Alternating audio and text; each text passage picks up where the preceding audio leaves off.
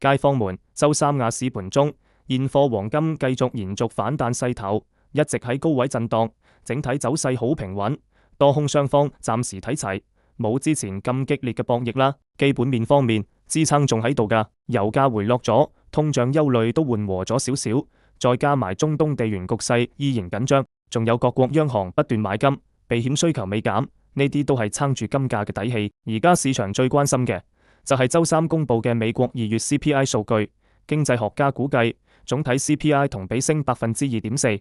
核心 CPI 同比升2.5%。大家要留意啦，若果數據超預期，市場就會估美聯儲維持高利率更耐，短期好可能拖累金價㗎。技術面睇落都幾強勢，日線圖入面 RSI 回升到52附近，處喺中性區間，未超賣亦未超賣。MACD 六柱慢慢收縮，空頭動能越來越弱。跌同啲仲有明顯形成金叉嘅趨勢，金價反到短期均線上面，喺布林帶中軸之上運行，反彈動能都收復返啦。關鍵位記好，支撐位$5180、$5150，阻力位$5220、$5250。總結一句，短期金價震盪偏強，但大家千祈唔好盲目追高，一定要嚴切止損，跟住數據同技術面變化，靈活調整就最穩陣。最後多講一句，所有內容淨係供大家參考，唔構成任何投資建議。大家如果根據呢啲內容買賣，盈虧要自己負責。